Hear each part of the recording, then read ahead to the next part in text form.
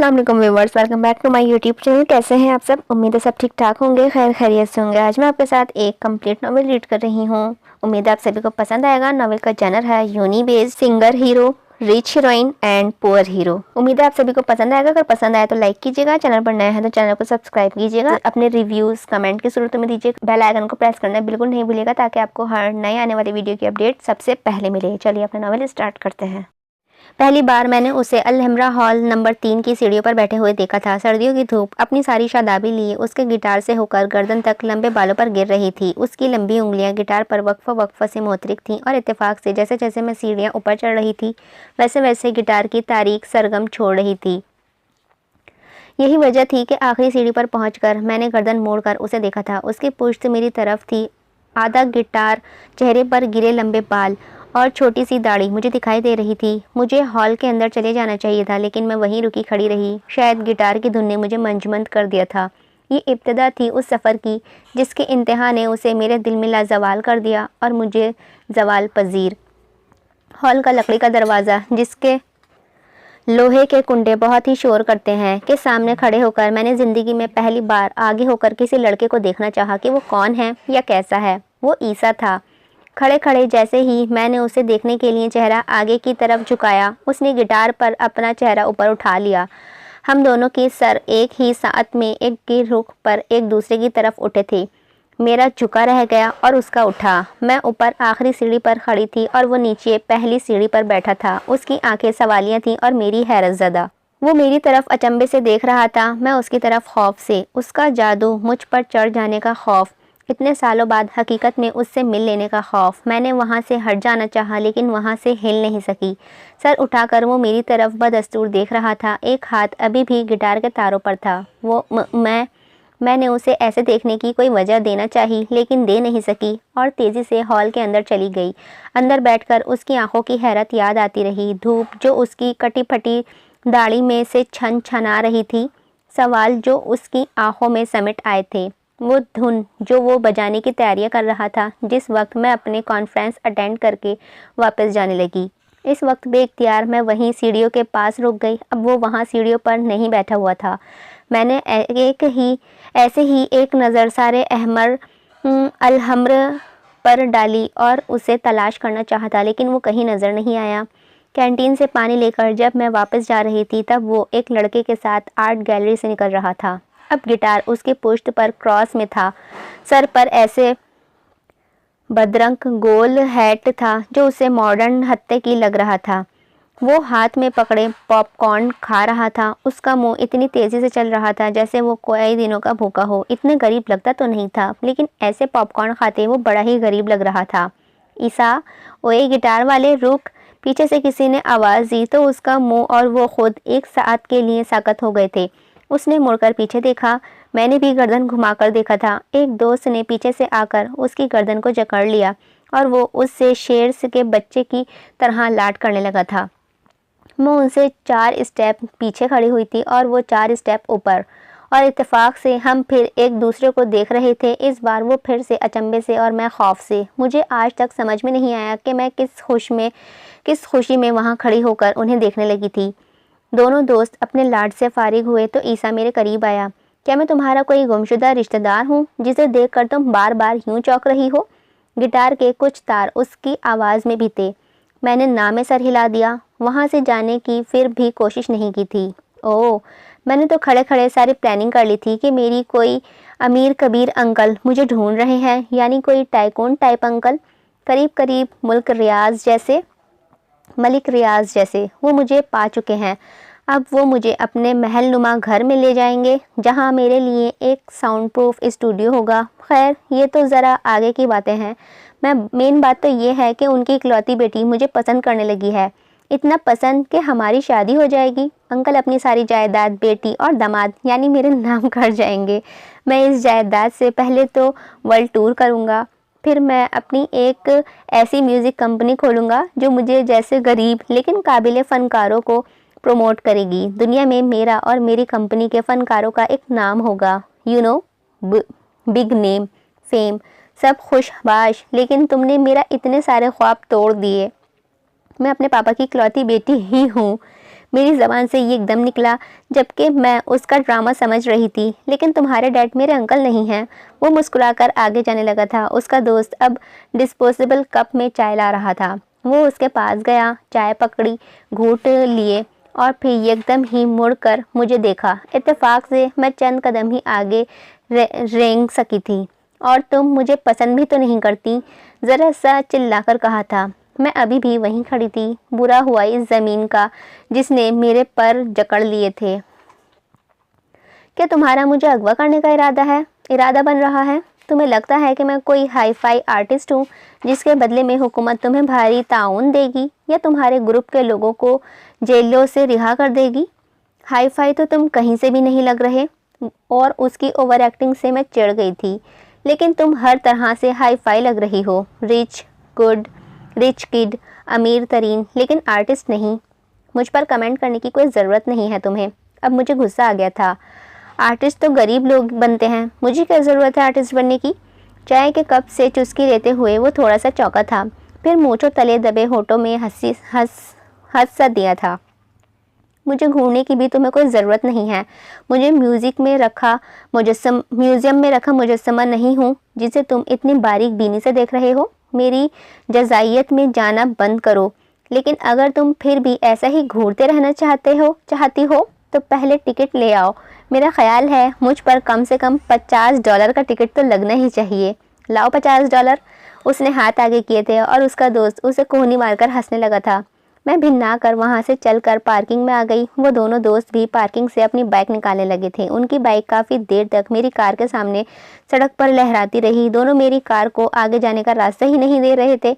अगर मेरी ड्राइविंग ज़रा सी अच्छी होती तो मैं उनकी बाइक को अपनी कार से एक घूंसा मारकर आगे निकल जाती। जब उन दोनों का मुझे तंग करने का जी भर गया तो हाथ लहराकर और फ्लाइंग किस देकर ईसा गायब हो गया।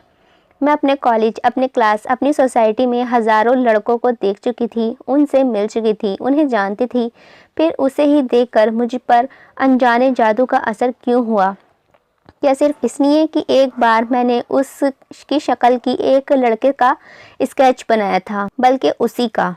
मुझे पेंटिंग का शौक़ था, लेकिन पापा ने मुझे समझाया कि इसमें मेरा कोई फ्यूचर नहीं है। मैं गुलजी या सातकैन के लेवल की पेंटर बन जाऊं तब ठीक है, लेकिन अगर ना बन सकूं तो अपने ही पैसों से आर्ट की नुमाइश अरेंज करवाने से अच्छा है कि मैं ऐसे काम करूं कि पैसे भी खुद ब खुद ही आएँ और शोहरत भी।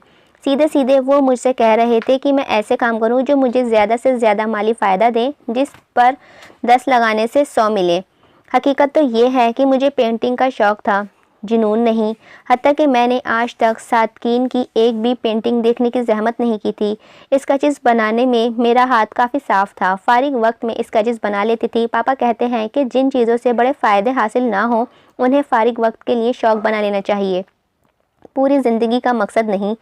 मैंने शौक़ को मकसद नहीं बनने दिया और टेक्सटाइल डिज़ाइनर बनने लगी थी। ईसा का स्केच मैंने तभी बनाया था जब मैं न्यूयॉर्क छुट्टियां गुजारने के लिए गई थी। मामा को यूरोप की ठंड बहुत पसंद है, लेकिन मुझे ठंड से चिढ़ है, खासकर बर्फ़ से। हाय, बर्फ़ से चिढ़? सीरियसली? एक दिन मामा अपनी दोस्तों के साथ घूमने चली गईं और मैं घर में अकेली रह गई थी। बाहर बर्फ़बारी हो रही थी। मुझे बर्फ़बारी कभी अच्छी नहीं लगी, लेकिन इस दिन मैं पहली बार उठकर घर से बाहर निकली थी। पहले दरवाजे पर खड़ी होकर झांकती रही, फिर कोट पहनकर पूरी ही बाहर निकल आई, फिर घर से दूर चली गई थी और फिर बहुत दूर। पता नहीं मैं कब तक चलती रही, ये भी याद नहीं कि इतना क्यों चलती रही। एक गुल थी जहाँ बहुत से बच्चे खेल रहे थे। एक गली थी जहाँ बहुत से बच्चे खेल रहे थे। कुछ मेरी उम्र के भी थे, 13-14 साल के, कुछ मुझसे बड़े भी थे। बहुत शोर था वहाँ। ईंटों से बनी लंबी दीवार पर कुछ बच्चे रंग बिरंगे चौक से कार्टून्स बना रहे थे। एक बच्ची सेंटा क्लॉज बना रही थी। एक 18-19 साल का लड़का बर्फ़ से निकलती शार्क बना रहा था। नीचे एक चौक गिरा हुआ था। मैंने उसे उठाकर दीवार पर कुछ सोचे बगैर लकीरें खींचना शुरू कर दी थी। कुछ देर बाद जब मैं फारिग हुई तो वहाँ ईसा बन चुका था। लड़का जो शार्क बना चुका था वो मेरे पीछे खड़ा होकर देख रहा था। बॉयफ्रेंड? उसने मुझसे पूछा। तो मैंने चौंक कर पहले लड़के को फिर अपने बनाए हुए स्केच को देखा था। मैं तुम्हारी जगह होता तो इसे दीवार पर कभी अपनी गर्लफ्रेंड ना बनाता। क्यों? क्योंकि यहाँ ये मिट जाएगा। ये इतना ख़ास नहीं कि इसे ख़ास जगह पर बनाया जाता। तुम्हारे लिए अपनी ही चीज़ ख़ास नहीं। कितना अच्छा स्केच बनाया है तुमने, लेकिन मिटा देने के लिए। मैं मुस्कुरा दी। मुझे परवाह नहीं थी कि वो मिट जाता है या नहीं। वो मेरे हाथ से निकली लकीरें थीं और बस। अगर वो मेरे हाथ से निकली लकीरें थीं तो वो वहाँ सीढ़ियों पर गिटार कौन बजा रहा था? 11 साल बाद वो दीवार कूदकर यहाँ कैसे आ गया था? 11 साल पहले वो दीवार पर मेरे हाथ से कैसे बन गया था? मेरी दोस्त समरा की पेंटिंग्स की नुमाइश थी और मैं वो देखने अल अहमर आर्ट गैलरी आई थी। नहीं, ये झूठ है। सच ये है कि मैं वहाँ ईसा के लिए आई थी, लेकिन बहाने से। यानी मेरे अंदर चोर था। मुझे कोई बहाना चाहिए था जो मुझे मिल गया कि मैं तो समरा के लिए आई हूँ। मैं सरसरी नज़रों से पेंटिंग्स देखने लगी थी, ऐसे ही इधर उधर का एक चक्कर लगाने लगी। दरअसल उसे ढूंढने लगी थी। मुझे शक था कि वो वहाँ म्यूज़िक क्लासेस लेने आता है। शक काफ़ी हद तक ठीक था। वो अपनी क्लासेस लेकर बाहर निकल रहा था। इस बार वो मुझे देखकर चौंका और सीधा चलता हुआ मेरे पास आया। तुम वही हो ना? वही कौन? जिसने उस दिन मेरे सारे सुहाने सपने तोड़ दिए थे? सारे के सारे, सब के सब। मुझे हंसी आ गई। मैं तुम्हें याद हूँ? जैसे चौंक चौंक कर, रुक रुक कर, सहम सहम कर तुम मुझे देख रही थी। वो तुम्हें हमेशा याद रखने के लिए काफ़ी था। ये शर्फ मुझे पहले कभी नसीब नहीं हुआ। मुझे ऐसे घूर घूर कर किसी ने नहीं देखा था। मुझे कोई शौक़ नहीं है तुम्हें देखने का। मुझे बुरा लगा कि उसने मुझ पर ऐसे तंज किए। तुम्हें ये शौक़ पूरा करते हुए मैंने खुद देखा है। तुम खुद को समझ रहे हो? क्या समझ रहे हो? ईसा, मिस्टर ईसा, आप किसी गलतफहमी का शिकार हैं। दूर करें मेरी गलतफहमी। उसने गिटार को अपने जूतों पर टिका लिया था और गिटार के किनारे पर अपनी ठोड़ी रख ली थी। मेरे पास इतना फालतू वक्त नहीं है। मैंने एक नई धुन सीखी है, सुनाऊं तुम्हें? गिटार को दोनों हाथों में पकड़कर वो पूछ रहा था। इतने दोस्ताना अंदाज से पूछ रहा था कि मैं फ़ौरन ही सीढ़ी पर बैठ गई थी और वो भी बैठकर गिटार बजाने लगा। अगर मैं इसकी धुन का तर्जुमा ठीक से नहीं भी कर पा रही थी, तब भी वो कुछ ऐसी थी। वो देखती है मुझे, रुक रुक कर, छुप छुप कर। मैं भन्ना कर खड़ी हो गई थी और पाँव पटक पटक कर सीढ़ियाँ उतरने लगी थी। मुझे आज से पहले किसी ने ऐसे शर्मिंदा नहीं किया था। ठीक है, वो एक आर्टिस्ट है, उसमें इसके फ़न और उस फ़न की लगन के सब रंग नुमाया हैं, लेकिन इसका मतलब ये नहीं था कि वो मुझसे ऐसे सलूक करता। अगर 11 साल पहले मैंने उसकी तस्वीरों को दीवार पर ना बना दिया होता तो उसका बाप भी मुझे इसकी तरफ मुतवज्जो नहीं कर सकता था। जब मैं तकरीबन भागती हुई अपने कार का दरवाज़ा खोल रही थी तो वो भी तकरीबन हाँफता हुआ मेरे पीछे आ रहा था। मुझे ईसा कहते हैं। उस दिन मेरी किस्मत बुरी तरह से ख़राब थी क्योंकि फ़ौरा मेरे मुंह से निकला था। जानती हो? ओह, तो तुम बाकायदा मुझे तलाश करती रही हो, मेरा पीछा करती रही हो। मैं भी सोच रहा था कि आधी रात को कौन मुझे अपने ख्वाबों में बुला लेता है, इतनी नींद से मुझे जगा देता है। इतना जुनून मेरे लिए? तुम मेरे पल पल का पता लगाती हो। देखो, किसी दिन मेरे कमरे में न कूद आना। वैसे भी मैं सबसे ऊपर वाली मंजिल पर रहता हूँ। खिड़की तक आते आते ही तुम खुद ऊपर पहुँच जाओगी। आना हो तो पाइप से ना आना। घर के पिछली तरफ इमरजेंसी सीढ़ियाँ हैं, वहाँ से आ जाना। मैं भन्ना कर पलटी और वो कहकहे लगाने लगा था। घर आते हुए मेरा गुस्से से बुरा हाल था। मुझे क्या ज़रूरत थी उस सड़क छाप को मुँह लगाने की?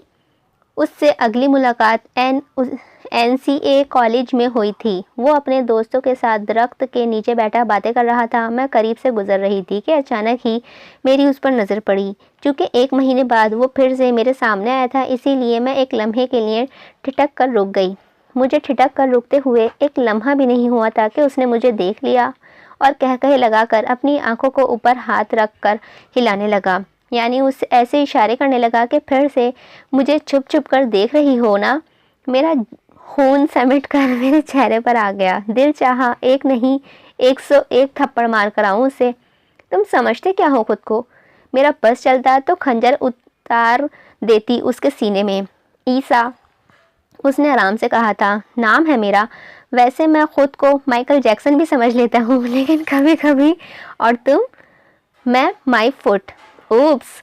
ज़बान को ज़रा सा बाहर निकाल कर वो शरारत से हंसा था। दिल चाह रहा था तुम्हारा मुंह तोड़ दूं। दिल तोड़ दो मेरा, फिर मैं रांझा बन जाऊंगा। फिर देखना कैसे कैसे लाजवाल धुनें निकलेंगी इस टूटे हुए दिल से। उसकी तेज़ धार ज़बान का मुकाबला करना कितना मुश्किल था। मैं खड़ी उसे घूरती रही। तुम कह क्यों नहीं देती कि तुम्हें मुझसे मोहब्बत है और तुम यूं छुप छुप कर मुझे देखती हो? ये जुमला उसने ऐसे कहा था कि दरख्त के आसपास बैठे सभी स्टूडेंट्स गर्दनें घुमाकर मेरी तरफ देखने लगे कि कौन किससे मोहब्बत करता है और यूं छुप छुप कर देखता है। सारा सामने एजल पर काम कर रही थी। उस बेचारे का तो स्ट्रोक भी गलत घूम गया था। उसका मुंह बन गया। शट अप आप, उसने आंख दबाकर कहा था। गो टू हेल नहीं कहते, गो ऑन हेल कहते हैं, यानी हेलो पर चलो फिरो। उफ, देखो तुम मुझे बहुत ज़्यादा अमीर लगती हो। मेरा गरीबाना मुशाहिदा कहता है कि तुम्हारे हाथ में बंधी इस घड़ी की कीमत 70 से 80 हज़ार के दरमियान है। उसका गरीबाना मुशाहिदा गलत था। मेरी रिस्ट वॉच की कीमत 1.5 लाख थी। ये तुमने सुईज ही पहन रखी है ना? हाँ, ये वही है। और तुम्हारी कार, चलो इसे छोड़ते हैं। चलो मान लेते हैं कि मैं भी तुम्हें पसंद करने लगूंगा, लेकिन तुम्हारे डैडी या पापा, जो भी तुम उन्हें कहती हो, उनको मुझ जैसा गरीब इंसान पसंद नहीं आएगा। वो मुझे रिजेक्ट कर देंगे, बल्कि मेरी गुर्बत का काफ़ी बेइज्जती भी करेंगे। मेरा दिल टूट जाएगा, तुम खुदकुशी कर लोगी और मैं तुम्हारे गम में एक बड़ा फनकार बन जाऊंगा। वैसे मैं कोई ज़्यादा नुकसान में नहीं रहूँगा। हाँ, अलबत्ता तुम अपना हिसाब किताब फिर से लगा लो, वो रवानी से कह रहा था। अफसोस का मुकाम तो ये था कि सब पूरी तवज्जो से उसे सुन भी रहे थे। सारा ने ब्रुश को अपनी थोड़ी से टिका लिया था। सब उसे इतनी गौर से क्यों सुनते थे? खुदकुशी माई फुट, उसने कह लगाया था। यानी तुम मान रही हो कि तुम मुझे पसंद करती हो? खुदकुशी, लेकिन खुदकुशी जितना नहीं। अगर ये नौबत आए भी तो तुम पर ही आएगी। मोहब्बत भी तुम ही मुझसे करोगे और खुदकुशी भी।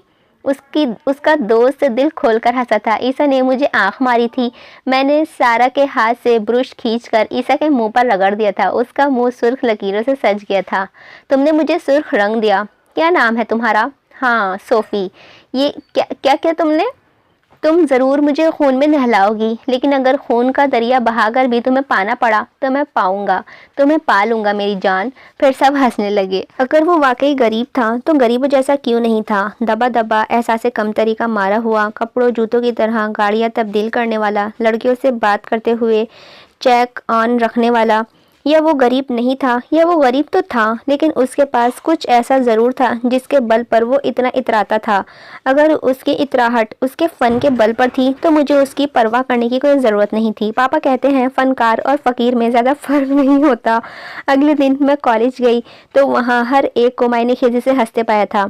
इस जैसे लड़के की तो इतनी औकात थी कि मेरे साथ अपने स्कैंडल मशहूर कराता।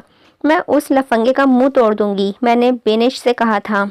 उसे मजाक की आदत है, उसकी ज़बान ऐसे ही चलती है, इसे एंजॉय करो यार। तुम कैसे जानती हो उसे? तकरीबन सभी जानते हैं उसे। मैं भी थोड़ा बहुत जानती हूँ। वो जो शॉर्ट कोर्सेज हो रहे हैं ना, उनकी क्लासेस लेने आता है। वो यहाँ स्टूडेंट है। इतना अमीर तो नहीं लगता वो। हाँ, इतना गरीब भी नहीं है वो। टीचर है वो। कभी कभी उसे उधार की क्लासेस भी मिलती हैं। अपनी कुछ यूनिक धुनों पर लेक्चर देने आता है, सिखाता भी है। सियारा वगैरह की जो एग्जीबिशंस होती हैं उसके लिए उसने थीम म्यूज़िक कंपोज किया है। तुम ये सब जानती हो तो मैं क्यों नहीं जानती? मैंने कई बार जिक्र किया था उसका। आओ उससे क्लासेस लेने चलें। कब? यही कोई 2 महीने पहले। मुझे खुद पर हैरत हुई। हाँ, बिनिश ने जिक्र किया था, लेकिन मुझे कोई दिलचस्पी नहीं थी म्यूज़िक की एक्स्ट्रा क्लासेस लेने में। मैं इसीलिए भी हैरान थी कि उससे मुलाकात से पहले उसका जिक्र मुझ तक आ चुका था, लेकिन मैं अनजान थी। उफ, मेरे साथ क्या होने जा रहा है? क्या मैं किसी फेरी टेल का हिस्सा हूँ? मैंने अपनी ज़िंदगी इतनी हकीकत पसंद ना गुजारी है कि फेरी टेल का सवाल ही पैदा नहीं होता।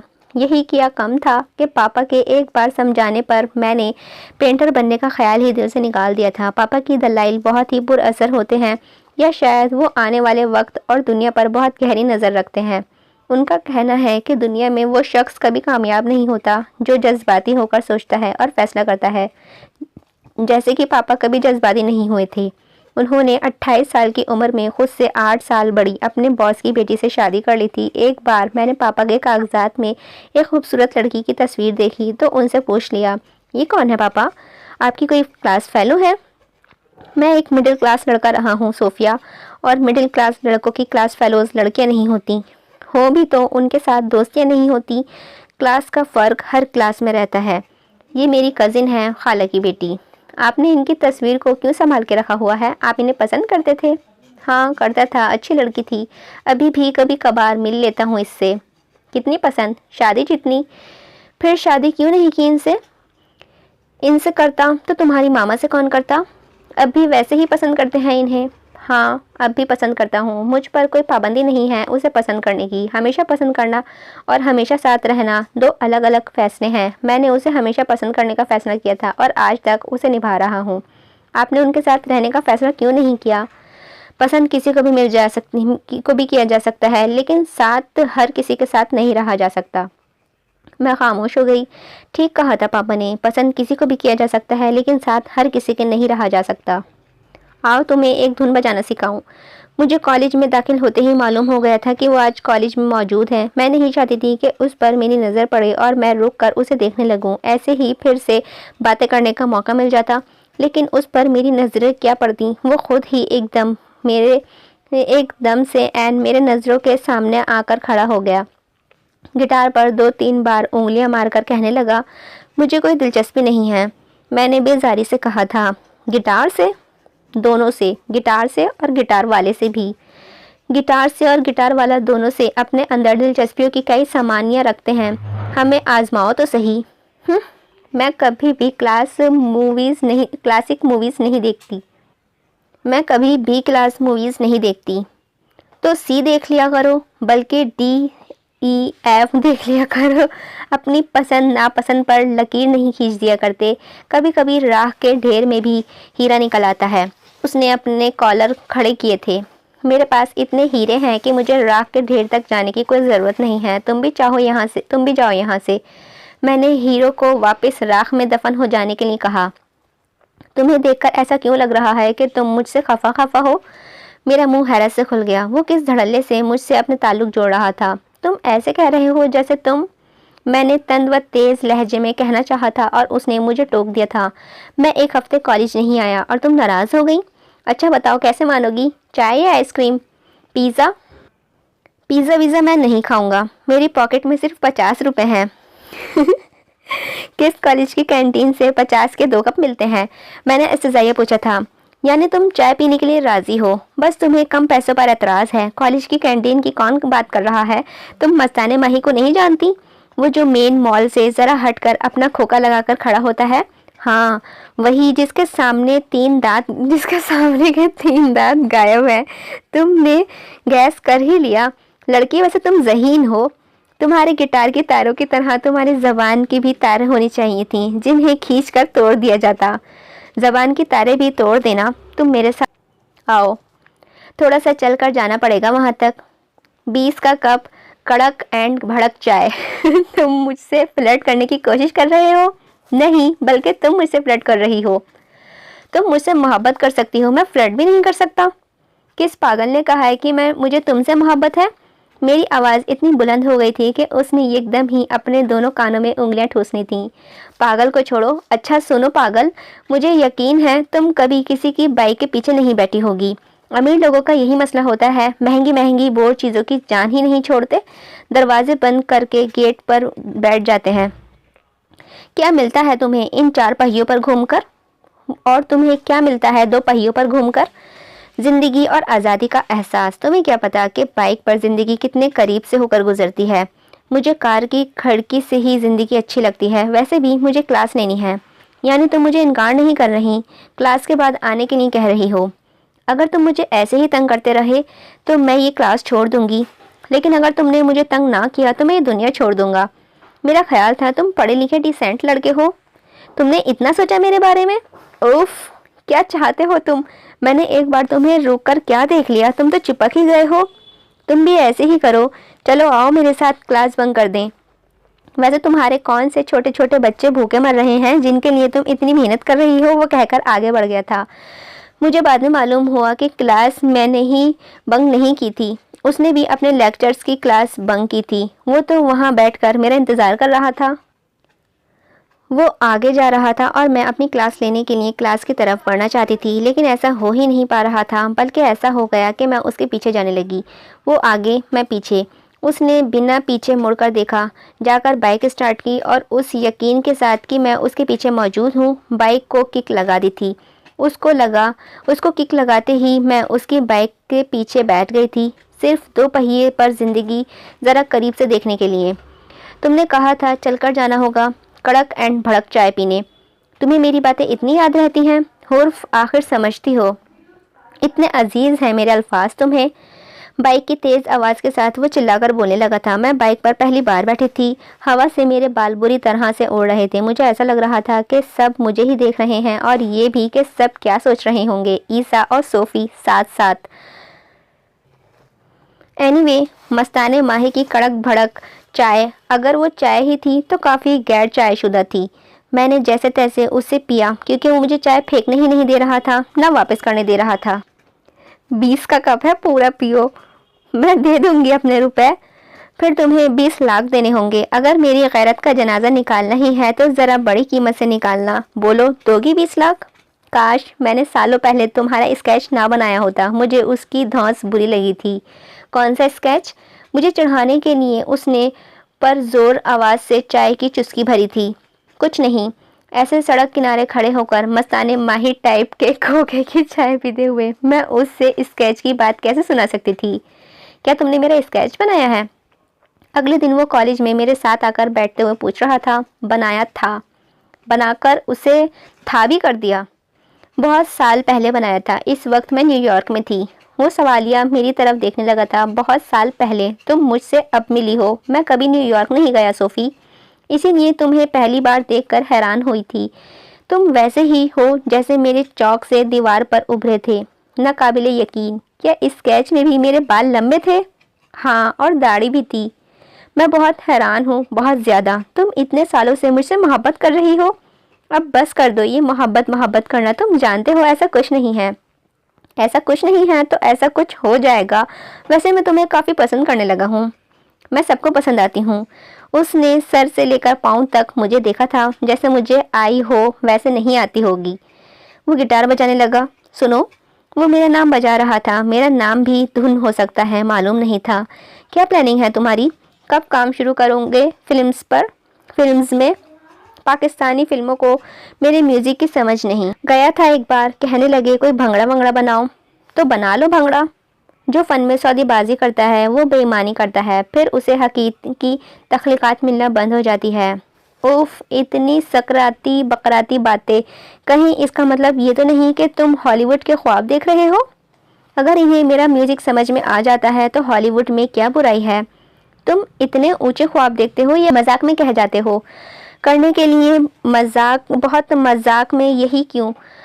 ख्वाब ऊंचे होते हैं ना नीचे, वो बस ख्वाब होते हैं। पापा ठीक कहते हैं, जो लोग बड़े बड़े ख्वाब देखते हैं वो कुछ बनने ना बने खत्ती ज़रूर बन जाते हैं। शायद तुम्हें मालूम नहीं कि फ़नकार हसास होता है, उसने संजीदगी से कहा था। तो इसका एकदम संजीदा हो जाना मुझे बुरा लगा। जिस वक्त मैं अपने ख्वाब का जिक्र कर रहा था तुम्हें ऐसे घटिया मिसाल देने की ज़रूरत नहीं थी। पापा को जाकर बता देना, जो खुद भी ना हो वो फनकार ही नहीं होता। फनकारी नॉर्मल लोगों के बस की बात नहीं है। रात की हवाएं और दिन की हवाएं मुझे अलग अलग सुर सुनाती हैं। सुने हैं तुमने कभी उन 2 वक्तों के अलग अलग सुर? आई एम सॉरी, लेकिन फिर भी तुम हकीकत पसंद नहीं हो। मुझे बाद में मालूम हुआ कि फ़नकारी तो सबसे ज़्यादा हकीकत पसंद होती है। वो हकीकत पसंद होता है वक्त ही कुछ, तब ही कुछ नए ख्वाब बेदार करता है।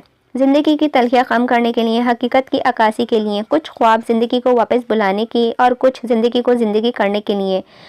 हम दोनों रोज़ मिलने लगे थे। कभी वो कॉलेज आ जाता था, कभी मुझे पिक कर लेता था। मुझे नहीं मालूम था कि मेरा अभी एक ऐसा दोस्त भी बनेगा जो मुझे मिस कॉल करता है कि मैं उसे फ़ोन कर लूँ, क्योंकि उसके पास बैलेंस नहीं है। एक ऐसे लड़के के साथ मैं घूमूंगी, चाय पीऊँगी। खूबसूरत तो है लेकिन खुशहाल नहीं। ऐसा गरीब इंसान जो मुझे नान हलीम खिलाने के लिए छोटी सी दुकान में ले जाता है और मुझसे दुकान के कोने में रखे हुए कॉलर से पानी का गिलास भर कर लाने के लिए कहता है। उससे जो अपने कमरे में भी बैल देकर अपने लिए पानी मंगवाती है। मुझे अपने और उसके दरमियान क्लास के फ़र्क का मालूम था, दिल का फ़र्क कभी, लेकिन फिर भी वो एक दो प्राइवेट अकेडमीज़ में क्लासेस लेने लगा था। चंद टीवी शोज़ में भी हिस्सा ले चुका था। टीवी शोज़ में उसकी धुन की ज़्यादा परिजीरानी नहीं हो सकी थी। दिन ब दिन उसकी धुनें गाढ़े फ़लसफ़े की सूरत इख्तियार करती जा रही थीं। चंद प्रोडक्शन हाउस ने उसे कॉल की, लेकिन उनके साथ ईसा की बात नहीं बन सकी। या ईसा उनके मुताबिक अपनी धुन को बदल नहीं सका, या वो ईसा की धुन को समझ नहीं सके थे। एक दिन वो मुझे अपने घर ले गया। अपने घर वालों से मिलवाने के बाद वो अपने घर दिखाने लगा था। ये देखो, ये हमारा किचन है। किचन में एक फ्रिज है जिसमें दूध, घी, ब्रेड सब है। दूध, घी, ब्रेड सब है। हम कॉफ़ी भी पीते हैं और हमारे घर में भी एक डिनर टेबल मौजूद है। वो देखो सामने। हाँ, वहाँ वो है डिनर टेबल। रात को सोने से पहले हम भी गुड नाइट कहते हैं। और मज़े की बात तो ये है कि मेरे पास 2 नाइट ड्रेसेस भी हैं। मैंने एक कॉन्सर्ट किया था अमेरिकन एम्बेसी में। अच्छे से पैसे मिल गए थे। वहाँ से तो मैं और मेरी 2 बहनें सिंगापुर भी चले गए थे। यानी हम सब जहाज़ में भी सफ़र कर चुके हैं। घर में अम्मी की मदद के लिए 2 लड़कियाँ आती हैं। एक घर की सफाई करती है और एक खाना पका जाती है। कपड़े हम तीनों बहन भाई अपने अपने खुद धोते हैं। मेरा अम्मी संडे बाज़ार जाती हैं, लेकिन वो सब्जियों की कीमत कम नहीं करवाती, क्योंकि ये काम मैं करता हूँ। जब तुम ऐसी बातें करते हो तो मुझे यकीन होने लगता है कि तुम कभी नॉर्मल नहीं हो सकोगे। और तुम्हारे चेहरे पर साफ साफ लिखा होता है, ओह ईसा तो वाकई में गरीब है। वो मुस्कुराया था। मैं शर्मिंदा हो गई। उसका घर पुरानी हवेली जैसा था। बड़े बड़े कमरे थे, बरामदे, पोर्च और लॉन। पोर्च में एक कार खड़ी हुई थी जो दूर खड़ी ही चिल्ला रही थी कि मैं कार ज़रूर हूँ, लेकिन करामत नहीं। उसके घर का रकबा मेरे घर से कहीं ज़्यादा था। फ़र्क था तो ऊपर बनी इमारत का, जो पुरानी थी, सीलन ज़दा और कहीं कहीं से टूटी फूटी भी हुई थी। तुम इस घर को बेच दो और छोटा सा लेकिन जदीद तर्ज का घर ले लो। हमें तो मालूम ही नहीं था कि ये किया जा सकता है। वो मुस्कुरा दिया था। अब वो मुझे अपने बचपन की तस्वीरें दिखा रहा था। ये घर मेरे मामू का है। मामू फ्रांस में हैं। जब तक वो वहाँ हैं हम यहाँ हैं। तुम फ्रांस चले जाओ, वहाँ जाकर म्यूज़िक पर काम करो। सुना है फ्रेंच भी तुम्हारी तरह के ख़त भी हैं। तुम मुझसे मोहब्बत नहीं करती? तुम्हें मुझसे शादी नहीं करनी? फिर तुम इन सब चीज़ों का हिसाब किताब क्यों कर रही हो? कैसा हिसाब? ये घर बेच दो, अच्छे इलाके में घर ले लो, कुछ पैसे कारोबार में इन्वेस्ट कर दो, वगैरह वगैरह। मेरा रोम सनसना उठा था। वो ठीक कह रहा था। मैं यही सोच रही थी, लेकिन उसे कैसे मालूम हुआ? मैं ऐसे कोई प्लानिंग नहीं कर रही थी। तुम्हें हर बार ऐसा क्यों लगता है कि जो तुम कहते हो वही ठीक होता है? चलो फिर तुम कहो और मैं तुम्हें बताऊंगा वो ठीक है या नहीं। मैं मामा के साथ ट्रिप पर जा रही हूँ। हाँ, ये ठीक है, जाओ एंजॉय करो, इत्मीनान से कहा था। अगर तुम चलना चाहो तो कुछ अरेंज किया जा सकता है। तुम मुझसे उधार पैसे ले लो। क्या तुम मुझे 10-1 मिलियन डॉलर दे सकती हो? जब कर्ज लेना ही है तो इंसान बड़ा कर्ज ले।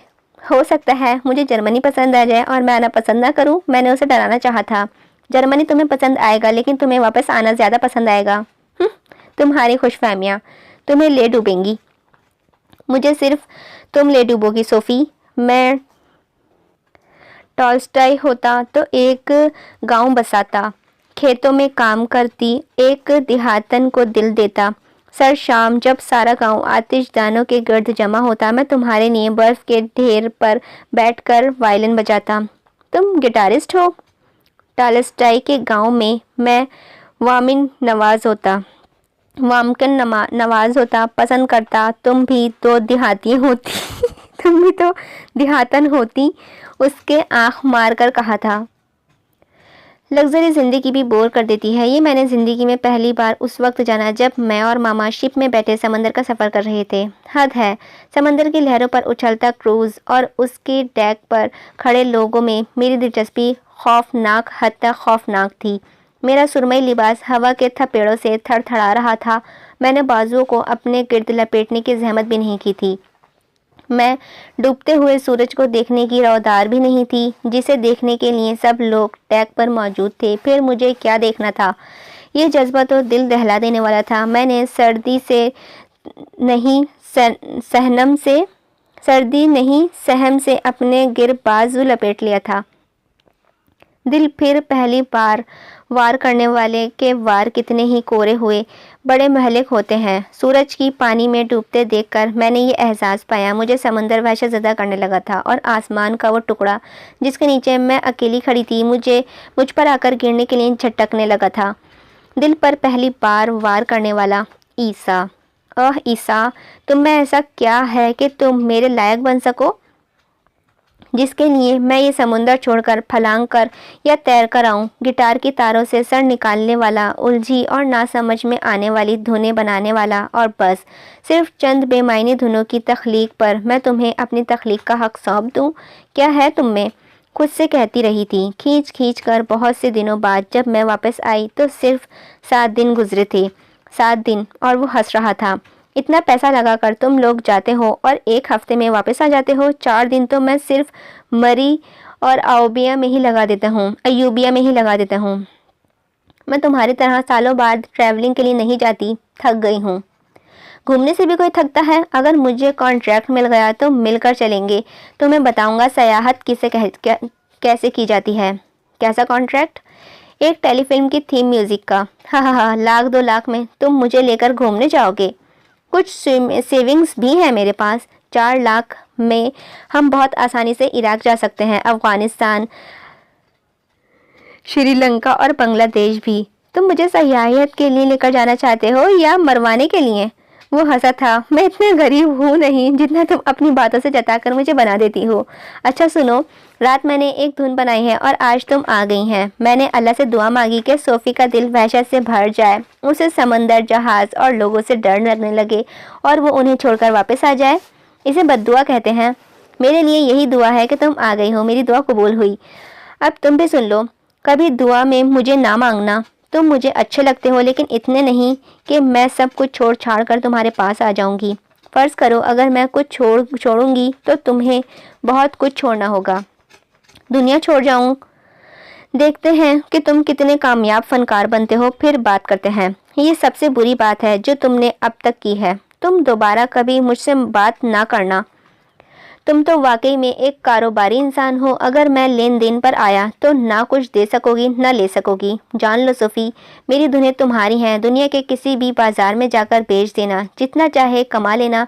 नाम काम सब। ऐसा हो नहीं सकता कि जो मुझे अता किया गया है वो बेमोल हो। हाँ, शायद अभी इसके मोल के सिक्के नहीं बने। तुम मुझ पर धुन की तरह वारिद हुई हो। तुम मुझ पर तख्लीक की तरह ज़ाहिर हुई हो। मैं तुम्हारी बातें से बेजार हूँ, लेकिन फिर भी तुम ही पर निसार हूँ। मैं बेबस हूँ, जैसे आंखें खोल लेने पर, कान से सुन लेने पर, दिल के धड़क जाने पर मैं बेबस हूँ। हमेशा रहूँगा। मैं तुम्हारी तरफ ऐसे खींचा चला जाता हूँ जैसे तारों की छूते ही सुर खींचे चले जाते हैं। मुझे तुम्हारा साथ नहीं चाहिए, क्योंकि तुम्हें साथ रखने के लिए तुम्हारे साथ होना ज़रूरी नहीं है। तुम एक अमीर बाप की बेटी हो, मैं भी बहुत अमीर हूँ। मेरी अमीरी मेरा फ़न है। तुम अपनी दौलत से दुनिया की हर चीज़, हर आसाइश खरीद सकती हो, लेकिन अपने अंदर पैदा करने के लिए फ़न का एक कतरा भी नहीं। एक फ़नकारी ही जान सकता है कि वो किस कदर मालामाल है। वही जानता है कि उसकी किस न्याज़मंदी से अता किया गया है। मेरे पास ज़िंदा रहने के लिए रोटी, कपड़ा, मकान सब है। मैं पैसे के पीछे नहीं भागता। क्यों भागूं? किस लिए? पैसे की औकात ही क्या है कि मैं अपना सारा फन भुलाकर उसे 2 और 2 4 कर दूं? ये तो ऐसा ही है कि शाहबाज को ज़मीन पर चलने के लिए कहा जाए। क्यों चले शाहबाज ज़मीन पर जब वो उड़ सकता है? मैं भी उड़ सकता हूँ, फिर मैं क्यों रेंगूं? तुम नहीं समझोगी सोफ़ी, क्योंकि तुम फैज़याब नहीं हो। तुम पर अता नहीं हुई है। वो पता नहीं और क्या क्या कहता रहा। मुझे याद रहा तो बस इतना कि मैं फिर भी तुम ही पर निसार हूँ। मैं बस बेबस हूँ। जैसे आंखें खोल लेने पर, कान से सुन लेने पर, दिल के धड़क जाने पर मैं बेबस हूँ, हमेशा रहूँगा। मैं बेबस हो गई थी उसी वक्त इतनी सी बात पर। वो कितने दिन कॉलेज नहीं आया था, कितने ही हफ्ते फ़ोन पर जवाब नहीं दिया था। जब वो अपनी धुनों के साथ ज़्यादा मसरूफ़ होता था तो यही करता था। मैं उसके घर गई, वो कराची गया हुआ था। मैं इंतज़ार करने लगी, बहुत इंतज़ार किया। अब फिर 3 घंटों बाद पहली फ़्लाइट से कराची पहुँच गई। होटल के कॉरिडोर में वो अपने दोस्तों के साथ साथ चलता हंस रहा था, कह कह लगा रहा था। मैं उसे देखती रही। ये ऐसे कैसे हंस सकता है, कह कह लगा सकता है? ये तो हद है। मैंने आगे बढ़कर उसके मुंह पर एक थप्पड़ लगा दिया था। तुम यहाँ खड़े कह कह लगा रहे हो? उसका कहकहा थम गया और मैं रोने लगी थी। मेरी क्लासेस बंक होने लगी थी। 20 रुपए वाली चाय मस्ताने माही ने 25 की कर दी थी, लेकिन हमें वो डिस्काउंट दे देता था। एक दिन पापा ने हमें रोड साइड पर देख लिया था। मैं ईसा के साथ बाइक पर बैठी हुई थी। कार रोककर ईसा से मिले, बातचीत की और चले गए। ईसा हैरान था कि पापा ने मुझे कुछ नहीं कहा। हो सकता है वो तुम्हें घर जाकर डांटे। तुम कल मुझसे ना मिलना। हा, ऐसा कुछ नहीं होगा। मुझे लगा था वो तुमसे सख्ती से पेश आएंगे। तुम भी हंस रही हो और वो भी हंस रहे थे। तुम अमीर लोग कितने अजीब होते हो। कोई और होता तो अपनी बेटी का हाथ पकड़कर गाड़ी में बिठाता, पटकता और मुझे गुंडों से पिटवाता। मैं बहुत हंसी। तुम्हें गुंडों से पिटवा कर मुझे बहुत खुशी होगी। चलो फिर इसी खुशी में मेरे नई धुन सुनो। मुझे सड़क के किनारे बैठाकर वो गिटार बजाने लगा था। क्या तुम्हारी सारी ही धुनें ऐसी ही हैं जो सर के ऊपर से गुजर जाएं? मैंने मुंह बना लिया था। शायद। वैसे मैं कुछ ऐसी धुनें तख्लीक करने के ख्वाब भी देखता हूँ जो हर कान सुने, जिस पर हर दिल तड़पे। हर दिल और हर कान तक पहुँचने के लिए तुम्हें एक बड़ा प्लेटफॉर्म चाहिए। मैं बड़े प्लेटफॉर्म के बारे में सोचूं या अपनी धुनों के बारे में?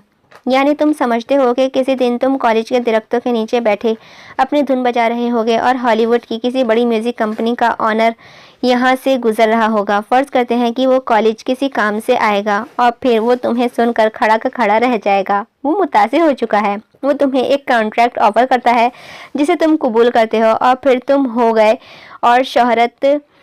ऐसा हो सकता है। वो संजीदा था। यानी तुम हकीकत में ऐसे ही ख्वाब देखते हो? मैंने कहा ना, मैं अपनी धुनों के बारे में सोचता हूँ। क्या, कब और कैसे नहीं। तो तुम मुझसे शादी किस बेस पर करना चाहते हो? ना करो शादी। तुमने कहा था तुम मुझसे मोहब्बत करते हो। तुमने भी कहा था शादी एक जिम्मेदारी का नाम है। जिम्मेदारी का नाम है, खोखे की चाय नहीं कि मज़े से पियो और बाइक पर बैठकर चले गए। शादी सिर्फ वफा का नाम है फिल्मी मुकालमे। यानी तुम सीधे सीधे ये कह रही हो कि तुम मेरे सर पर चलना चाहते हो। ये कह रहे हो कि तुम मेरे सर पर चलना चाहते हो। मैं ऐसा नहीं सोचता। जो मेरा होगा वो तुम्हारा होगा। और तुम्हारे पास क्या होगा? तुम इतनी अमीर हो सोफ़ी, फिर भी तुम्हें इतने कुछ की फिक्र है। ये हो वो हो, तुम्हारा दिल नहीं भरा? तुम जब से पैदा हुए हो रोटी खा रहे हो, तुम्हारा पेट नहीं भरा? ठीक ठीक कहा तुमने। वो शायद कुछ कुछ समझ चुका था। तुम मुझसे शादी करना चाहो तो ठीक है, वरना तुम किसी और से मोहब्बत कर लो। और तुम कभी किसी और से मोहब्बत कर लोगी, है ना? हाँ, कर लेना। खुद को किसी नुकसान में ना रखना। लेकिन मुझे बता देना, मैं एक चीज़ अच्छी तरह से जानता हूँ सोफिया। जब गिटार का तार टूट जाता है ना तो नया लग जाता है, लेकिन दिल का तार टूट जाए ना तो नया नहीं लगता। साइंस तरक्की कर चुकी है, तुम फिक्र ना करो।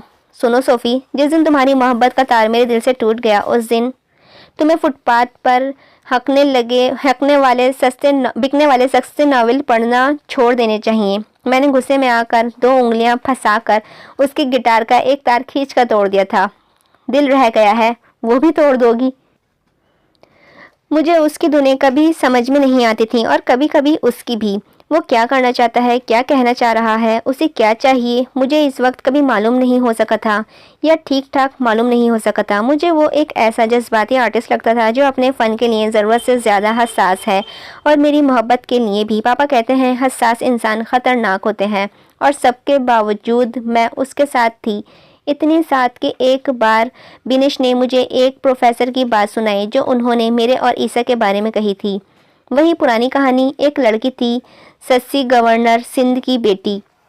आजकल कनाडा में अपने शौहर और 2 बच्चों के साथ होती है, और वो लड़का वो B क्लास किताबों के टाइटल बनाता है। नाम बदल जाते हैं, किरदार और अंजाम वही रहते हैं। मुझे अपने बारे में ये तबसरा बहुत ही बुरा लगा। मैंने ईसा को बताया तो मुस्कुराने लगा था। तुम्हें इसमें बुरा क्या लगा है? उन्हें क्या लगता है? तुम तारीख दोहरा रहे हैं। हम तारीख दोहरा रहे हैं शायद। यानी तुम मुझे छोड़ दोगे? मेरा ख्याल है सस्सी ने उस मासूर को छोड़ा था। ज़रूरी नहीं है। ये भी हो सकता है कि पेंटर अपनी पेंटिंग्स छोड़ने के लिए तैयार ना हुआ हो। मुझे और फ़न एक ही चीज़ के 2 रुख हैं सोफ़ी। अक्सर ऐसा होता है, छोड़ा नहीं जाता, बस छूट जाता है। अब ये कौन सा फ़लसफ़ा है? बहुत सादा। तुम्हारे पापा मुझे पसंद करते हैं, मेरे घर वाले तुम्हें, लेकिन दरअसल ये तुम हो जो छूट जाओ। यानी मैं तुम्हें छोड़ दूंगी, बेवफाई करूंगी? नहीं, तुम उसे बेवकूफ़ी कहोगी। तुमसे मोहब्बत को? बिल्कुल। ये तुम भी कर सकते हो? हाँ, क्यों नहीं, मैं भी कर सकता हूँ। यानी हम दोनों बदल सकते हैं? जहाँ तक मैं खुद को जानता हूँ मैं कभी नहीं बदल सकता। जहाँ तक मैं खुद को जानती हूँ, हाँ मैं बदल सकती हूँ। मैंने कहा तो वो यकटक मुझे देखने लगा। वो जानता था और मैं भी कि मैं सच बोल रही हूँ। उसने एक गहरी सांस ली। तुम अपनी ज़िंदगी में हर तरह से आज़ाद हो। मुझे कहीं भी तुम पर असरअंदाज नहीं होना चाहिए, तुम्हारे साथ रहते हुए भी और तुमसे दूर होकर भी। लेकिन मैं इतना ज़रूर चाहता हूँ सोफ़ी कि अगर मुझे छोड़ना हो तो एहतराम से छोड़ देना, मेरे दिल पर कारी ज़र्ब ना लगाना, रुस्वा ना करना। और कुछ? मुझे उसकी बातों पर इस वक्त हंसी आ रही थी जिनके पर बाद में रोना आया। और कुछ नहीं, चलो आओ तुम्हें बुरा बर्गर खिला कर लाऊं। बर्गर? वही 60 रुपये वाला बर्गर? नहीं, 120 वाला। अगर तुम 500 वाला खाना चाहती हो तो तुम खा सकती हो, मुझे उसमें से 120 का निकाल कर दे देना। हाँ हाँ हाँ हाँ, मुझे भी बेतहाशा हंसी आई थी। तुम गिटार विटार छोड़कर कॉमेडी शुरू कर दो। ट्रेजेडी शुरू कर तो दी है तुम्हारे साथ। इसने आंख मारी थी। वाकई ट्रेजेडी तो शुरू हो चुकी थी, इतनी कि अब अक्सर रात में मुझे ख्वाब आते थे कि 11 साल पहले बनाया जाने वाला स्केच जो सिया चौक से बनाया था अब मैं सुर्ख चौक से बना रही थी। ये ख्वाब की हर तफसील वैसे ही थी जैसे हकीकत में थी, बदला था तो बस रंग, सुर्ख रंग। मैंने 1-2 बार सोचा कि मुझे ईसा को बताना चाहिए कि मैं ऐसे ख्वाब देखती हूँ, लेकिन मैं उसे नहीं बता सकी थी। वो हर बात में कोई ना कोई अजीब नुक्ता ही निकालता था। अक्सर वो मेरी बातों पर चुप हो जाता था और गौर से मेरी तरफ देखता था कि मुझे तशवीश होने लगती थी। मैं ये बात महसूस करने लगी थी कि वो मुझसे ज़्यादा जानने लगा है। फिर भी मुझे लगता था कि मैं उससे बहुत कुछ मख्फी रखने में कामयाब हो जाऊंगी, जैसे ये कि मैं उससे मोहब्बत तो करने लगी हूँ लेकिन उसे सच्चाई से निभाने का कोई अहद शायद नहीं रखती। मेरी फ्रेंड्स उसे काफ़ी पसंद करती थीं, बल्कि उनमें वो बहुत मकबूल हो रहा था। उनका कहना था कि वो एक दिन बड़ा नाम पैदा करेगा। कैसे? मैं पूछती थी।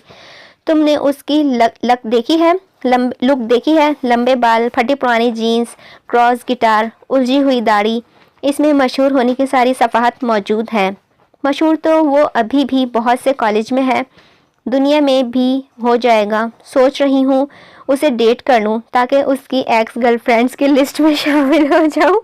वैसे वो थोड़ा सा गरीब नहीं है?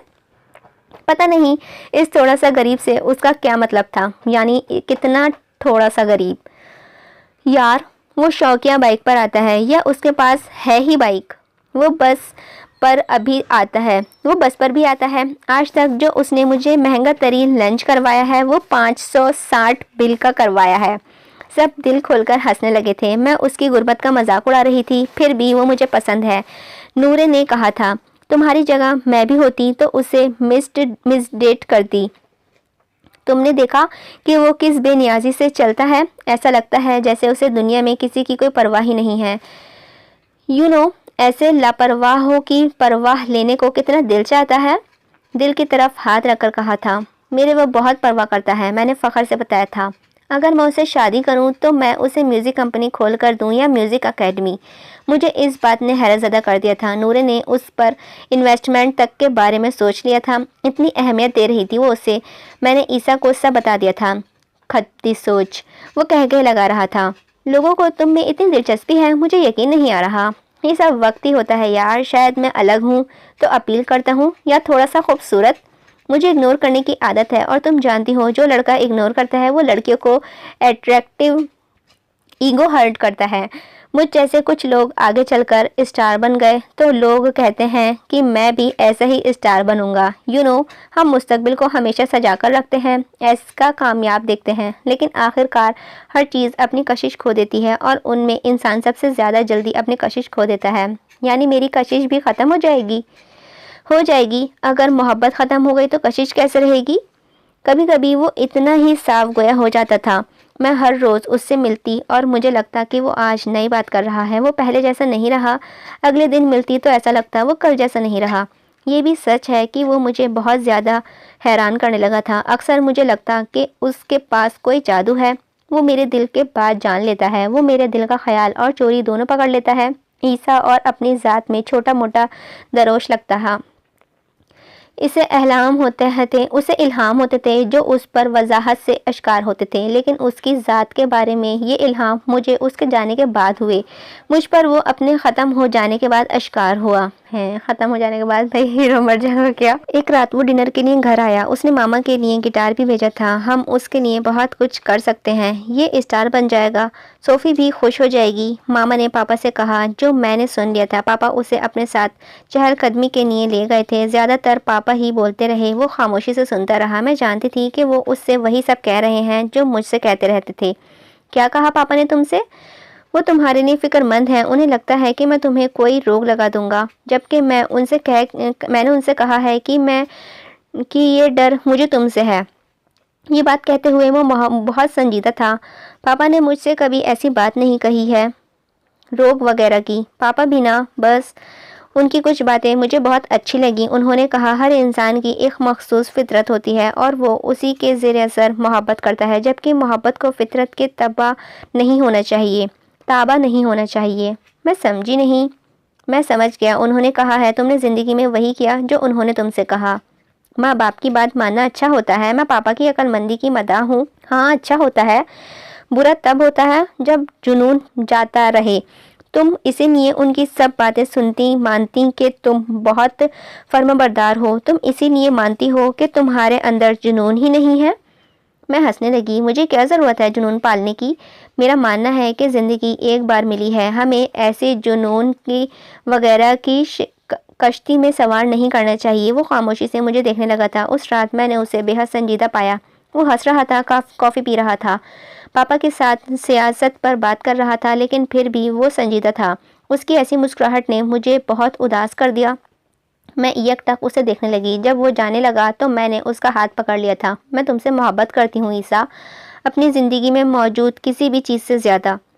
वो मुस्कुरा दिया। उसने अपने सर को मेरे कान के करीब झुकाया और फिर कुछ कहे बगैर ही मेरे कान की लोक छूकर पलट गया था। मैं पहली बार बिस्तर पर करवटें बदलती रही। मुझे रात की स्याही पर रोना आया। सारी रात मैं ईसा का गिटार बजाती रही, सहरा में अकेली, और उसकी धुनें अमर बेल की तरह मेरे वजूद से फूटती रही थी।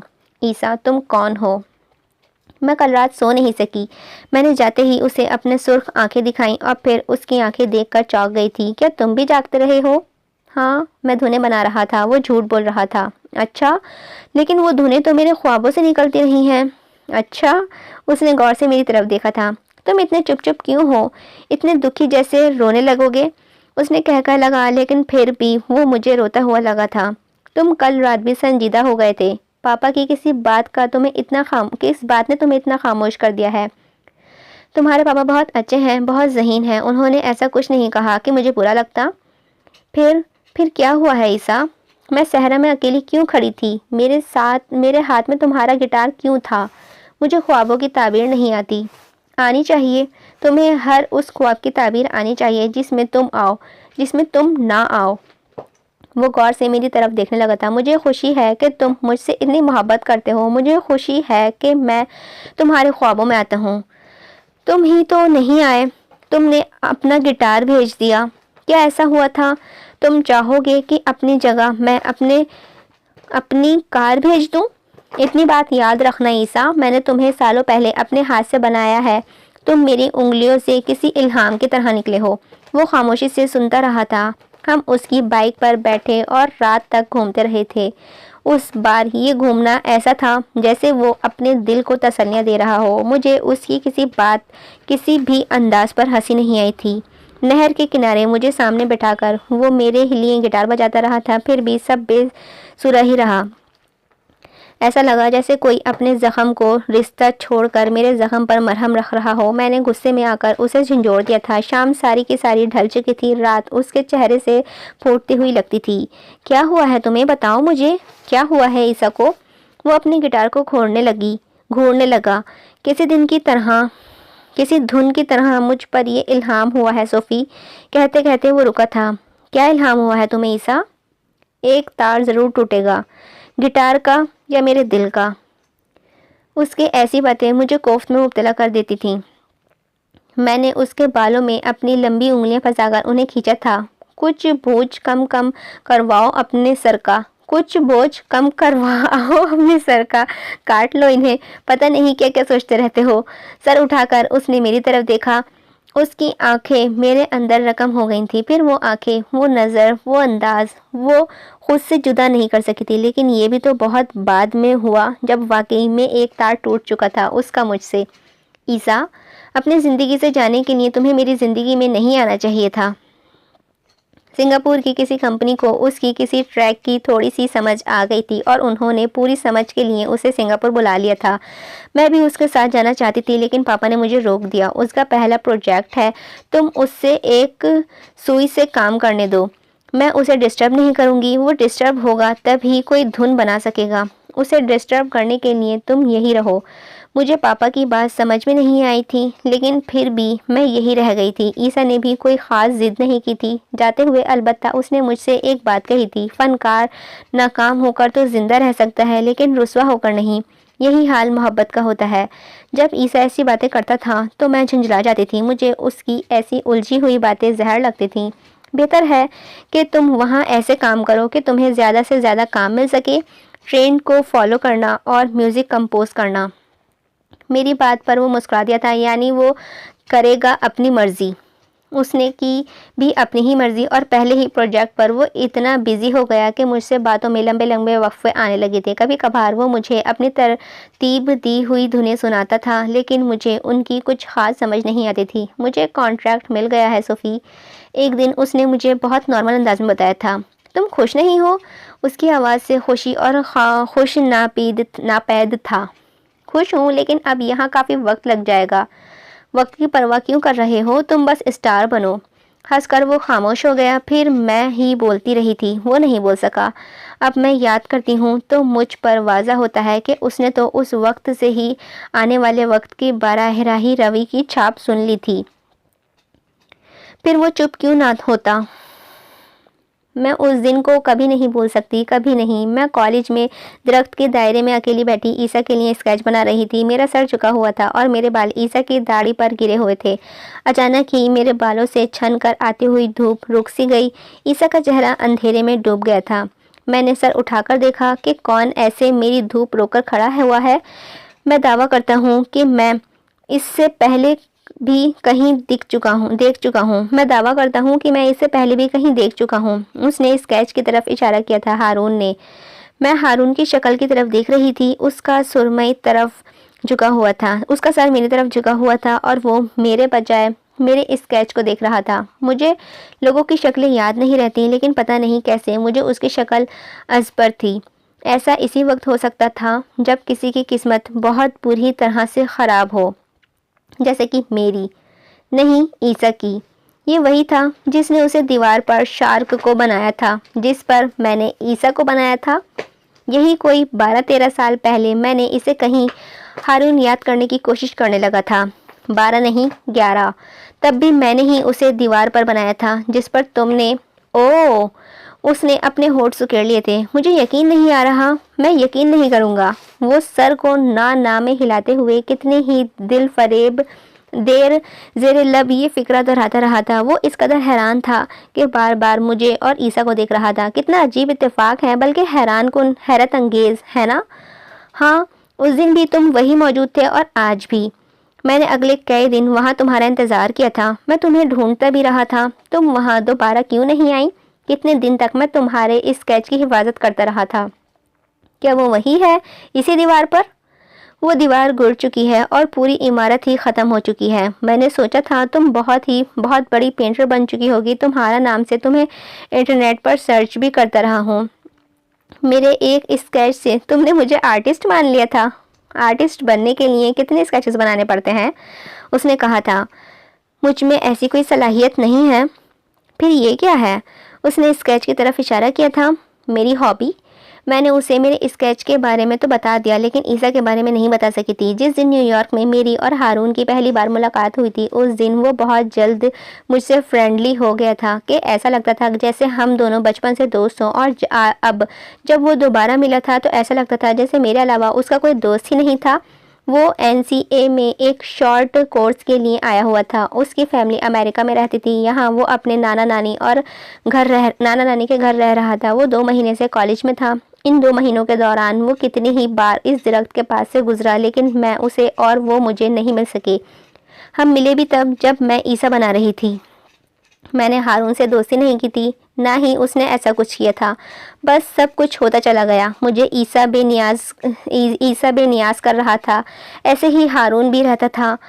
ईसा की शख्सियत के कुछ पहलू थकने पर मजबूर करते थे और हारून की पूरी शख्सियत। मैंने उसे वक्त दोनों का मुआवजा नहीं किया था, लेकिन बाद में मुझ पर यह सोचना पड़ा कि ऐसा क्यों हुआ कि मैं हारून के ज़ेरे असर आ गई हूँ।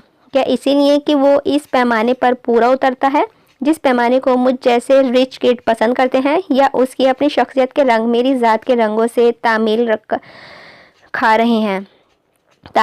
रहे हैं, या मैं लालची थी उस औरत की तरह जो भी शाकिर नहीं हुई थी, जिसकी जितने दीवाने होते हैं उतनी ही उसकी ईगो खुद पसंदीदगी परवाइज ऊंची होती है। ईसा कौन है? एक दिन हारून ने मुझसे पूछा था। दोस्त है, इनफैक्ट बहुत अच्छा दोस्त। इसीलिए तुम उसे दीवार पर बनाकर छोड़ आई, जो बाद में गिर भी गया। कोई दोस्तों के साथ ऐसा करता है? मैंने कंधे उचकाए दिए थे। बस हो गया, चलो फिर मेरा भी स्केच बनाओ। उसने एकदम ही मेरी आंखों में आंखें डालकर कहा था। अभी? जब तुम चाहो, लेकिन किसी ऐसी दीवार पर नहीं जो गिर जाए। मैं टांग पर टांग रख कर बैठ गई थी और अपनी गर्दन को खम देकर ऊपर उठा लिया था। बनाओगी मुझे?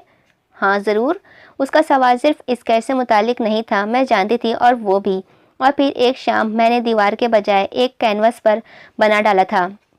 रावी के किनारे दूर दूर तक फैले पानी पर उड़ते परिंदे के शोर में वो शाम ढलने तक मेरे ब्रश के ज़ेरे असर रहा था। मेरे ब्रश से ज़्यादा उसकी आंखों में रंग थे। एजल के किनारे से सर निकाल कर जब मैं उसे देखती तो मेरी पुतलियाँ थर्रा जाती थीं। मेरा दिल रावी की ठंडे पानी में कूद जाने को चाहता था। बस मैं इस बार चली जाऊं, और इस बार जहां हारून है। मुझे याद है, बहुत अच्छी तरह से याद है, उस वक्त दूर दूर तक ईसा कहीं मौजूद नहीं था। ईसा इतना दूर भी नहीं था कि ऐसे उससे दूर हो जाया जाता, और इतना करीब भी नहीं था कि उससे करीब ही रहा जाता।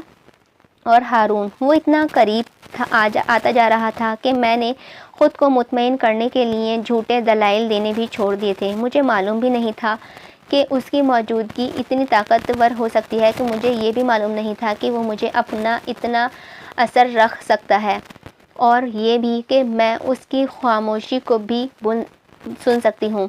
वो जब जब मेरे पास आता था मैं उसे देखती, मुझे महसूस हो जाता था वो मेरी सांसों के ज़रिए रास्ते बनाता हुआ मेरे अंदर ही अंदर उतरता रहा है। मैं अपने आप से इतनी नालायक हो गई थी, परेशान रहने लगी थी, कि मुझे समझ ही नहीं पा रही थी कि मैं इतनी तेज़ी से क्यों बदल रही हूँ। क्या ईसा एक ऐसा रोगन था जो कट-फट कर उतर गया था और अब उस पर हारून की परत चढ़ने लगी थी, या ये बात मेरे जीन्स में शामिल थी कि मुझे यही करना था, जैसे पापा ने किया अपनी कज़िन के साथ। हारून को डिनर के लिए घर बुलाया सोफ़ी, पापा ने कहा था। हारून को डिनर के लिए घर बुला लो सोफ़ी, पापा ने कहा था। हारून 1-2 बार मुझे घर ड्रॉप कर चुका था। पापा शायद मुझसे ज़्यादा उसके बारे में जान चुके थे, ये भी कि हारून की वर्थ मुझसे भी ज़्यादा है। वो सिर्फ रिच किड नहीं है, बल्कि उससे कहीं ज़्यादा है। ज़रूरी है उसे डिनर पर बुलाना? पापा गौर से मुझे देखने लगे थे, ज़रा सा मुस्कुराए थे। उन्हें हैरत ये थी कि मैं छुपा क्यों रही हूँ। हमारी क्लास में एक लड़का था, वो प्रोफेसर है। ब्लैक बोर्ड पर मैथ के सवाल लिखने के दौरान मुंह में बड़बड़ाकर जवाब हल कर लेता है सेकंड्स में। मैथ में उसने हमेशा 100% नंबर हासिल किए थे। आज वो एक दरमियाने दर्जे की एकेडमी में मैथ का टीचर है। वो किस कॉलेज में अपने लिए जॉब तक हासिल नहीं कर सका, जानती हो क्यों? क्योंकि वो ज़हीन तो था, लेकिन खुशकिस्मत नहीं था। उसे मैथ के फॉर्मूले आते थे, लेकिन दुनिया के लिए नहीं। पापा ने मेरा हाथ अपने दोनों हाथों में लेकर कहा था, हर ज़हीन या काबिल इंसान कामयाब नहीं होता, ख़ास तौर पर फ़नकार। दुनिया भर में सबसे ज़्यादा बदकिस्मत फ़नकार होते हैं। पेंटर, राइटर, सिंगर, म्यूज़िशियन और ऐसे ही दूसरे लोग।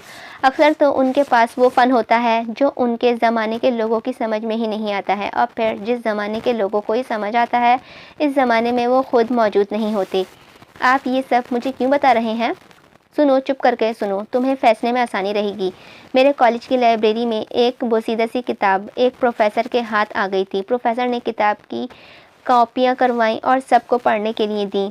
किताब दिनों में कॉलेज में मशहूर हो गई, बल्कि किताब कॉलेज में ज़बान आम हो गई थी।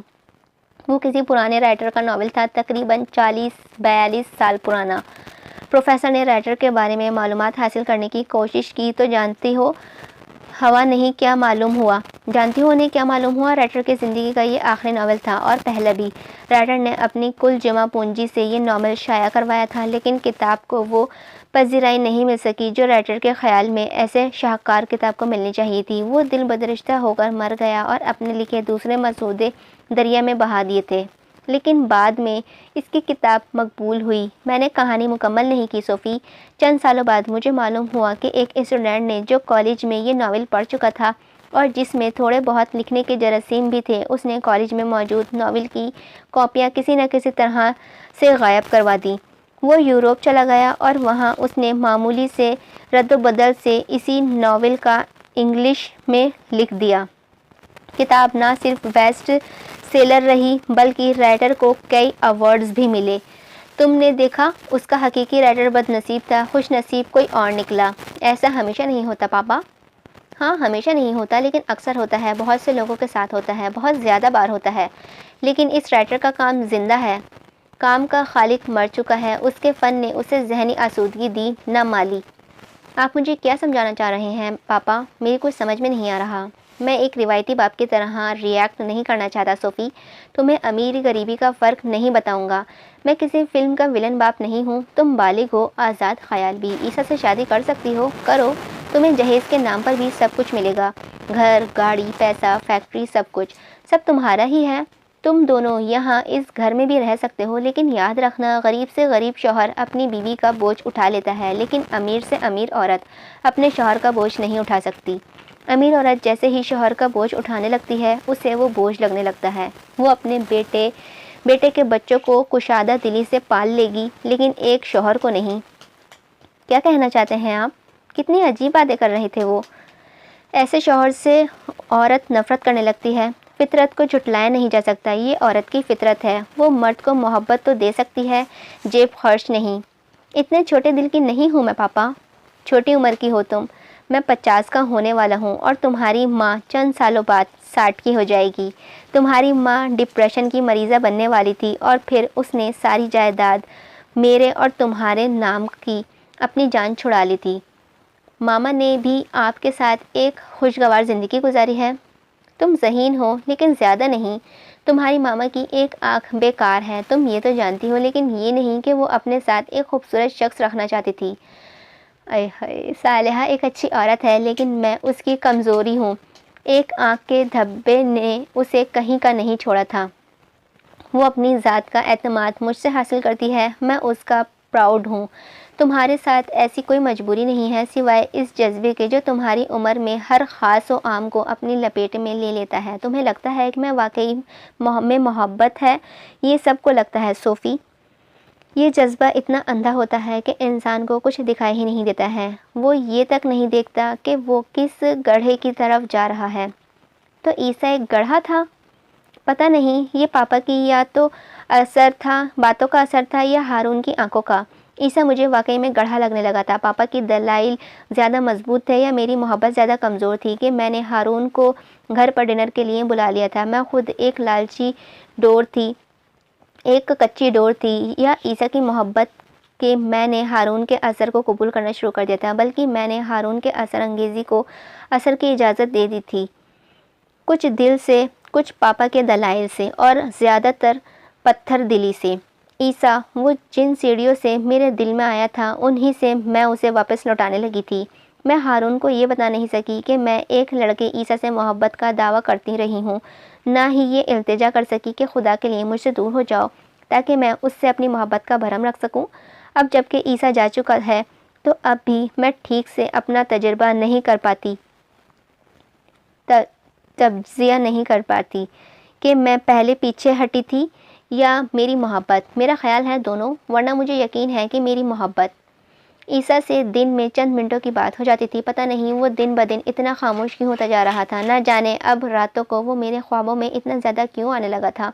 मुझे ऐसा लगता था जैसे वो मुझे और हारून को छुपकर देख रहा है, जैसे हमारी फिल्म देख रहा हो और खामोशी से अंजाम का इंतज़ार कर रहा हो, अपने या मेरे, मोहब्बत के या खुदगर्जी के, बेवफाई के और रुसवाई के। मैंने इब्तिदा की क्या कि उसने इंतहा कर दी। रोज़ आने वाली फ़ोन कॉल्स दिनों और फिर हफ्तों में आने लगी। आखिर बार जब मेरी उससे बात हुई थी तो उसने ये कहा था, जैसे जैसे वक्त गुजर रहा है ये लोग मेरी धुनों के दीवाने होते जा रहे हैं। हर अगली धुन उन्हें पिछली धुन से मुनफरिद लगती है। मैंने उन्हें एक सिंगल ट्रैक के लिए 3 धुनें बनाकर दी थीं और उनकी समझ में नहीं आ रहा किस धुन को निकाल दें और किसको रख लें। उन्हें तीनों ही बेहद पसंद आई हैं। तुम्हारा शुक्रिया सोफ़ी। मेरा शुक्रिया क्यों? तुम ही तो हो जिसकी वजह से ये धुनें बन रही हैं। फिल्म का थीम क्या है? आज से पहले मैंने कभी उससे थीम के बारे में नहीं पूछा था। ये बात बताते हुए उसका अंदाज़ ही ऐसा था कि मैं ठिठक गई थी। मुझे शक हुआ कि उसके अंदर जो एक बूढ़ा सा बाबा छुप कर बैठा था, उसने उसे मेरी हकीकत के बारे में बता दिया है। वो बाबा जो मेरे अंदर नकब लगाए बगैर मेरे दिल के चोर पकड़ लेता है। मुझे अब ठीक ठीक याद नहीं कि उस दिन पहले क्या हुआ था, बल्कि मुझे तो कुछ भी ठीक ठाक याद नहीं है। मैं अब औकात को ईमानदारी से तरतीब नहीं दे पाती थी। सब कुछ गुटमुट होकर मेरी नज़रों के सामने से गुजरता चला जाता था। औकात के झुरमुट में ईसा को ढूंढने की कोशिश करती हूँ और वो मिल भी जाता है, लेकिन दूर, बहुत ही दूर होता हुआ। हारून ने मुझे घर से पिक किया था और आज खामोशी कम और मदहोशी ज़्यादा थी। वो बार बार गर्दन को खम देकर मेरी तरफ देखता था और उसका देखना कुछ ऐसा था कि मुझे लगता था कि मैं उसके कदमों में जा बैठूंगी, गिर जाऊंगी और उसका हाथ थाम कर अपनी पेशानी पर रख दूंगी। कॉलेज की पार्किंग में हम कार में बैठे हुए थे। न वो कार से निकलना था और न ही मैं। उसने अपनी 2 उंगलियों को मेरे हाथ की पुष्ट पर रखा था और उन्हें पियानो की तरह बजाया था। उसकी आंखों के नशीलापन जो मेरी चाहत की शिद्दत में भड़क रहा था, उसकी आँच मुझ तक आई थी और मैंने एक ही उंगलियों को अपने हाथ की पुष्ट पर थराने दिया था। कुछ वक्त ऐसे ही गुजर गया। हारून के कुर्बत मुझ पर नशे की तरह तारी होने लगी थी। हाँ, यही वो लम्हा था जब कॉलेज की छत पर बैठे ईसा की गिटार से निकलती धुन असल शक्ल में ढल गई। ठीक इसी वक्त एक तार टूटा, उसके दिल का तार। चौकीदार का कहना था कि वो सुबह ही आकर छत पर चढ़ गया था। हैरत है, अगर उसे यही करना था तो वो वापस ही क्यों आया था? बिनिश, नूरे, सारा ना जाने किस किस का ये कहना था कि वो एक बेहद उदास धुन बजा रहा था। उसका गिटार रो रहा था। कुछ देर तक उसके दोस्त छत पर उससे बातचीत करते रहे, फिर वो छत पर अकेला रह गया। वो सिंगापुर से अचानक आया था, फिर भी उसका आना ऐसा था जैसे वो यहाँ से बहुत पहले ही जा चुका हो, जैसे वो हाय कहने नहीं बाय कहने आया हो। जिस वक्त मैं कॉलेज के अंदर आई, सारा जल्दी से मेरे पास आई थी। ईसा आ चुका है, तुम्हें फ़ोन कर रही थी मैं, तुमने कल कॉल ही अटेंड नहीं की। सारा के अंदाज में इतनी खुशी जोश था कि हारून ने मेरी तरफ हैरत से देखा था। तुम्हारा बेस्ट फ्रेंड आ चुका है और उसने तुम्हें अपने आने की खबर नहीं दी? सारा भी करीब खड़ी कुछ कह रही थी, लेकिन मैंने किसी की आवाज़ नहीं सुनी क्योंकि मेरे कानों में इसकी धुन सरगोशी बनकर लफ्ज़ों में ढल रही थी। लफ्ज़ जिन्हें मैंने उसके जाने के बाद पढ़ा था, लफ्ज़ जिनकी समझ सब खो जाने के बाद आई। मैंने सर को ऊपर उठाया। मुझे छत पर बैठा ईसा नज़र आया था, जिसे पहचानने में मुझे बहुत वक्त लगा। उसकी शक्ल वही थी और लंबे बाल भी, फिर भी वो अपनी शक्ल बदल कर आया था। उसने गर्दन झुकाकर नीचे मेरी तरफ देखा था, मेरी आंखों में, और जैसे उसकी सारे शक वहम हकीकत निकले थे, मेरी खुदगर्जी की, दगाबाजी और बेवफाई की भी। उसने मेरी हकीकत को पा लिया था। ना सवाल की गुंजाइश रही, ना इल्ज़ाम की। गिटार उसके हाथ में था, वो उसे बजा नहीं रहा था, लेकिन लोगों का कहना था वो बजा रहा था उस धुन को जो उन्होंने पहले कभी नहीं सुनी थी। उस धुन ने इतना शोर बर्पा कर दिया था कि चौकीदार छत की तरफ भाग कर गया ताकि उसे कान से पकड़कर नीचे लेकर आए। कुछ प्रोफेसर्स रुक कर उस देखने लगे थे। उसके कुछ दोस्त छत की तरफ भागे थे। उनका कहना था कि वो इतनी महुयत में गिटार बजा रहा था कि उसे ये होश भी नहीं रहा था कि वो किसी भी वक्त छत से गिर सकता है। हाँ, वो इतना ही महू था, इतना ही NCA कॉलेज की सुर्ख ईंटों और मॉल रोड की बहती सड़क और उसकी धुन के सोग में साकित हो गई थी। दरख्तों पर बसेरा करते हुए परिंदे उसकी एतराफ़ घंटों की तरह टन टन बजाने लगे थे कि शायद वो अपना इरादा बदल दे, लेकिन वो मेरा सर उसकी तरफ उठ रहा था, लेकिन उसकी नज़र दोबारा मेरी तरफ नहीं झुकी थी। उसकी महवियत नहीं टूटी, इरादा नहीं बदला। ईसा, वो जब छत से नीचे गिरा और उसका सर ईंटों से टकराया, उसका वो गिटार जिसके सब तार सलामत थे कुछ दूर जा गिरा। वो तब भी इतना महू था कि उसने अपनी मौत का इस्तकबाल ना फनकार बनकर किया था, न लाजवाल होकर और ना ही बेमिसाल होकर। ईसा, मैं इतनी ज़ोर से चिल्लाई कि जो जहाँ था वो वहीं खड़ा रह गया। किसी धुन की तरह मुझ पर इल्हाम हुआ था। क्या इल्हाम हुआ है तुम्हें ईसा? एक तार ज़रूर टूटेगा, गिटार का या मेरे दिल का, और बहुत देर से, लेकिन ये हुआ। मुझे इस तार के टूटने की आवाज़ आई, उसके दिल से तार टूटने की। उन्हें लगता है कि मैं तुम्हें कोई रोग लगा दूंगा, जबकि ये डर मुझे तुमसे है। उसके पास बैठकर उसके सर से निकलने वाले खून में अपनी उंगलियां डुबोकर मैंने अपना हाथ इस जगह रख दिया जहां कुछ देर पहले हारून का लम्स साबित हुआ था। उसकी आंखें बंद थीं, वो खुली भी होती तब भी मेरी तरफ ना उठती। फनकार नाकाम होकर तो ज़िंदा रह सकता है, लेकिन रुस्वा होकर नहीं। यही हाल मोहब्बत का होता है, यही हाल मोहब्बत का होता है, यही हाल ईसा का होता है। अगर मुझे मालूम होता वो इतनी जल्दी मर जाएगा, अगर मुझे मालूम होता कि वो इतना कमज़ोर है, अगर मैं ये जानती कि उसे अपनी धुनों से ज़्यादा मुझसे मोहब्बत है, और अगर मैं ये भी जान लेती कि वो एक सोफ़ी की बेवफाई को नहीं सह सकेगा, तो मैं कभी उससे मोहब्बत ना करती।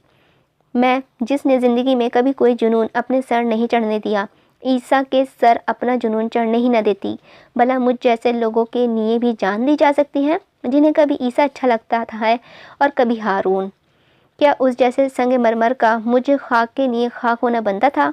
उसके सर से निकलता खून सुर्ख ईंटों को और सुर्ख करने लगा था। उसकी सारी धुनें उसके गिर्द मातम कुना खड़ी रह गई थी। एक लड़का ईसा जैसा, एक लड़की सोफ़ी जैसी बेवफा, और एक वो हारून। और फिर मोहब्बत का नाकाम होकर तो ज़िंदा रह सकती है, लेकिन रुस्वा होकर नहीं।